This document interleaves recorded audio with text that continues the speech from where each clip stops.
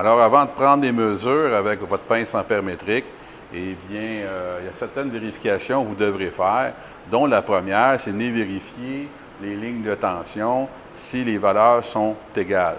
Évidemment, s'il y en a une des valeurs qui n'est pas égale, ça va venir influencer votre ampérage lorsque vous allez prendre vos mesures. Deuxième point, ça va venir vérifier les conducteurs. Est-ce que les conducteurs sont en bon état? Ici, j'ai une gaine. Alors, je vais venir inspecter la gaine. Je vais venir vérifier aussi les conducteurs à l'intérieur du panneau de contrôle, puis ceux qui vont se relier au moteur électrique. Alors, au niveau de la vérification, dans ce cas ici, nous avons un contacteur magnétique.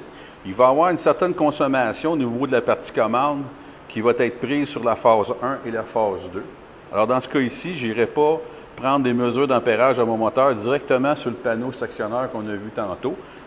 Alors, on va recommander plutôt de venir prendre soit des vérifications à la sortie du contacteur magnétique ou directement au niveau des bornes du moteur. Alors, si je veux décider de prendre des mesures ici, eh bien, je viens m'assurer que les conducteurs sont en bon état et puis que j'ai suffisamment d'espace pour insérer ma pince. Évidemment, cette vérification-là se fait sans tension.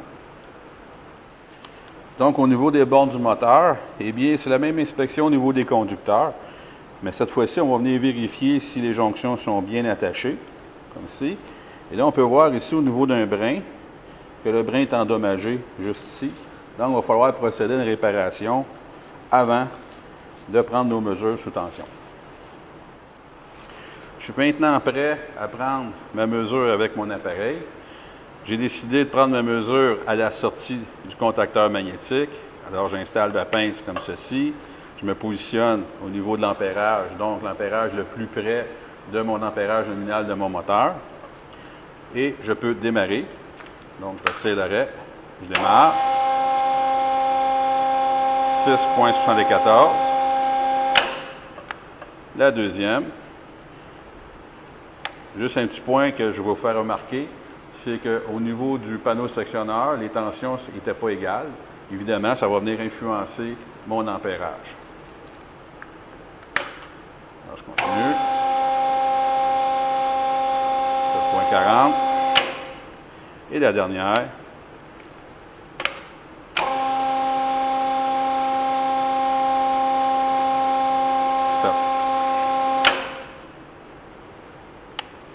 Et voilà pour la manipulation de votre appareil lors de votre entretien préventif.